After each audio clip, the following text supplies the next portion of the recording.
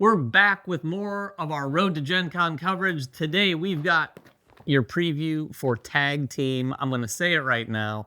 And there's probably a few games that fall into this category, but Tag Team, I think it's going to be a hit of the show. Oh, sure. For several reasons. Yeah, Scorpion Masque always seem to have something up their pocket. If not every Gen Con, every other Gen Con, they have one that everyone's dying for. This one is such an easy, fast-playing game. It's got some strategy, it's got some mind games, but it is also got some chaos. You know, you're never going to be definitely got chaos. You're not always going to be able to outthink your opponent as to where you put your cards. And you're sitting there thinking like, wait a minute, you haven't even told me anything about the game. Well, we're going to. This is a one-on-one fighting game where you're going to select 2 characters of 12. There's 12 in the box, and your opponent's going to have 2 characters. And then each of those characters comes with a deck of cards, one of which is a starting card, and the rest you're going to shuffle together with the other character to form one deck. So both players are going to start the game with just their starting card for one of their characters and their starting card for the other one. 2 cards. Put those in whatever order you want and place them face down in front of you, as will your opponent, because that's the order they're going to stay in, because this is a, what do they call it? Auto battler? It's like, yeah, it's an auto battler, like an arcade battler. And we've seen games kind of like this where you choose your characters, you get a deck of cards, or they have their own special cards that sit off to the side, and then over the course of the game, you add them to your deck. Whatever. We've seen that before. But what we've never seen is a game that uses that, like David just described, an auto battler. And what that means is on your turn, you're flipping over the top card of your deck, your opponent flips over the top card of their deck, and they clash. And whatever happens on both cards happens. Simultaneously. And it could be an attack and a block. It could be something that triggers your character's special abilities, which we'll get into. Whatever. You don't know. It's completely random. But where it gets less random is after that, then you're drawing 3 cards. So you're not choosing from a giant pool of all the cards that make up your character's secondary cards. You draw 3 and choose one, which already that's a pretty tough decision. Yes. Which of these 3 is going to be most helpful? But then you have to decide where it goes in your deck. And that's the whole premise. That's all I need to hear, because that's not like any other game I've played. Because I know like David is like the Berserker Bear, and he just hit me for a huge attack. It was his 4th card. I have a defense card now. Man, if I put that in as my 4th card, I know that defense is going to flip as soon as he flips that bear, and I'm going to defend it. But David might put that card on the top, and now the Berserker Bear is the 5th card and not the 4th card. Yeah, that's crazy. That is where the mind games come into play. And just to be crystal clear, at the beginning of the game, you have those 2 cards. So the process Ryan just talked about, you're going to take one of those, and at that point, you're going to put it on the top, on the bottom, or in between. That's the decision. But what's interesting is as you play the game, we had 5 or 6 cards by the end? Yeah. You're deciding where to add that new card, but not changing the order of the rest of your deck. So you're going to have a round where you're like, oh, I got to get a card to get in my deck to block his attack there.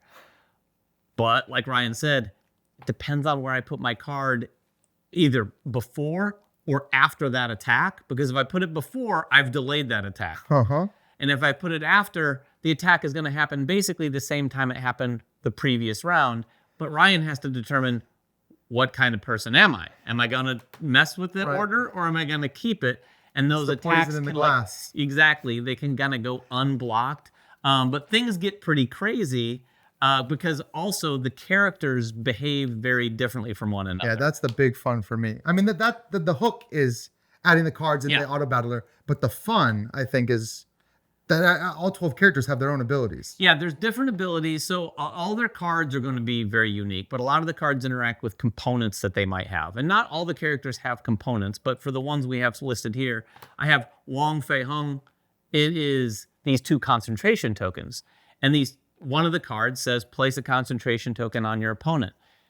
By the way, opponent means whatever character's card your opponent had played. So it determines which of those cards it goes on. If I were to place another concentration token on that same character, instead, I take that one back, and they do the damage they would normally do to themselves. So I'm effectively using martial arts to turn your power against you. And these power cubes above each character, everyone starts with some power cubes, but you have a lot of cards. I had another guy here. He turned into the Berserker Bear, but it was only after I'd added a ton of power because I had these cards that were blocking his attacks and converting it into more power so that once I could actually get an attack off, it was going to be devastating. Yeah, and we were just in a situation where I had like 3 attacks in a row and he had 3 blocks in a row. And it's just like, man, if I want to get out of this cycle, I've got to slide a card into there to delay some of those attacks so they're not exactly lined up with those blocks, because that was devastating. I'll talk about my character, Joan, who's really cool because she's like a paladin. A lot of her cards were defense. So I was slotting a lot of defense cards in there, but I just didn't predict it. When he got his giant Berserker Bear attack to go off, I wasn't blocking it at the time.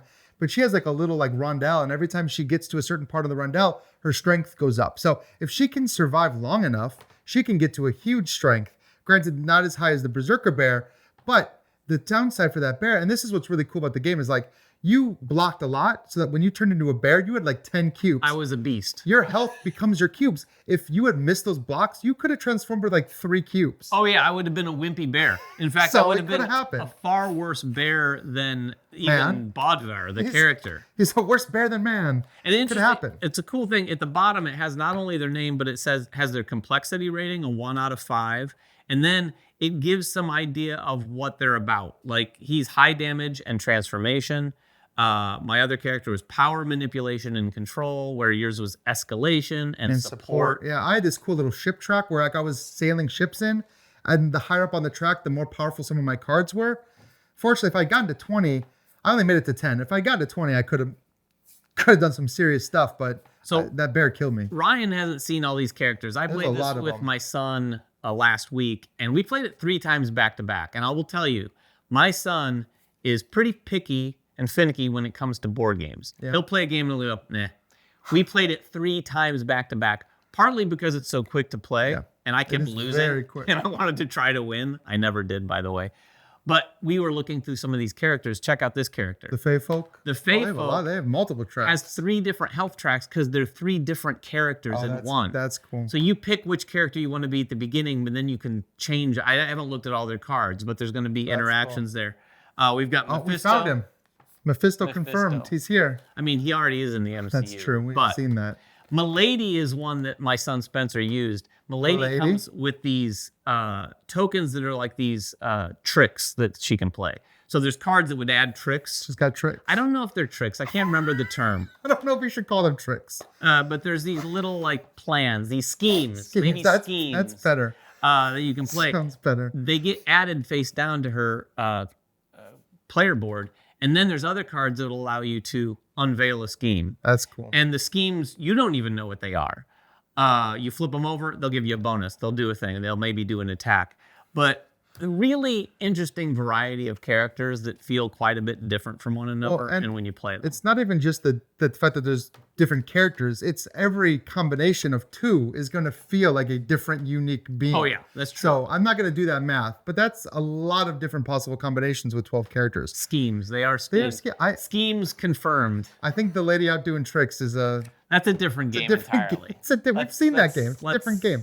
I'm probably going to edit that part out. Using those different combinations because like I said, Joan is good at blocking. So like anybody that I pair her with, I might pair with a character that has no blocks. Suddenly now they're able to block attacks where maybe before they really couldn't naturally block attacks on their own. So it's just interesting. It makes me want to try all of these different pairs. Oh yeah, this is a game where you're going to want to play it again, and you're definitely going to go, well, you might want to, like I wanted to keep, until I won, I wanted to make these 2 win. Well, that bear form was huge. It also comes with not only the rule book, but it comes with this fighter's guide that basically details all the unique setup for each character, plus how they play. And some of the more simple characters are half a page, whereas like Milady, I think, was a full spread. Oh, wow, yeah. Like, she has a lot. It lists all of the scheme tokens and all of the different... I mean, there's a lot of things going on with some of these characters. So it's really interesting combination of like who you're going to pick. It even has a deck in there where you can just randomize it. You just flip a card and it shows you, okay, here's your 2 characters. You could just deal them out randomly. That's true. This is going to be a hit at Gen Con. Also, I think this is the kind of game that's great to play at Gen Con because you can grab this. It's such a small table presence. You can play it practically anywhere. And because it's 2 players, it's a great one. Like you're at the bar, you're having a coffee. Yeah. Just like whip out tag team. It's super fast. You could be sitting down for coffee somewhere and probably play this 4 or 5 times. It's pretty, and it can be quicker. I mean, if you get some really good combos going and your opponent can't break the chain. It definitely and can. I will say this about it. One last thing, because David said maybe this isn't a game for me, because I am the kind of guy that's like, I want to plan it out and I want my combos to work.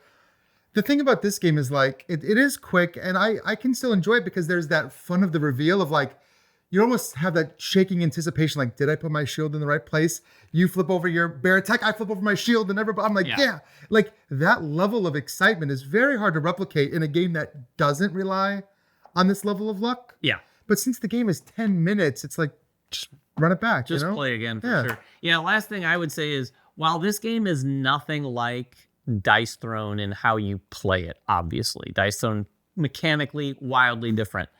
But the concept of these sort of cool cartoony characters facing off one another, it feels almost like a distant cousin for that type of experience. I think if you like Dice Throne, for all those reasons, you'd also get that enjoyment. Because my favorite thing about Dice Throne is opening up that little box and saying, oh, this one has robots, or like this one has different components. Yeah, that's, I guess, what these guys, like when you brought out that guy, and I'm like, oh, his player board looks normal. Oh, but he's got these like whirlwind tokens that, it's cool. Well, not only that, there are going to be times where I've added a card for a character that you're not familiar with. I'm going to flip that card and you're going to like, what? I've never seen that card. So you're going to have that experience. And also revealing those cards, right? Because like you feel like, oh, he has no idea what's going to happen here. Right, because you said mind games earlier. So you're arranging is like, oh, I bet he's not going to see this coming. I just do a big attack and it's going to go on the top of my deck where there was no defense. Oh, but you put a defense on top of your deck. So all my plans are now ruined. Yeah, just to be clear, it is important to note, when you add your cards to your deck, that is in secret. Yeah. You cannot rearrange the order of the rest of the cards in your deck, but that is a secret from your opponent, what the card is, and obviously where it's going. So they don't know where you put it. So if you put it on the top and they put theirs on the top, thinking, oh, all sorts of things can happen. It's wild how it plays out, how the decks change. Yeah. Very, very mind gaming. But if you have any questions about it, please make them in the comments below. We'll get down there and answer whatever we can. Otherwise, if you're going to Gen Con, check it out. Go to their booth and pick up a copy. I'm sure they're going to have, I would think they'll have plenty. I hope so. After Sky Team sold out, it will likely be limited day to day, but go check it out. And until next time, make sure everyone has fun at the table, and we'll see you then.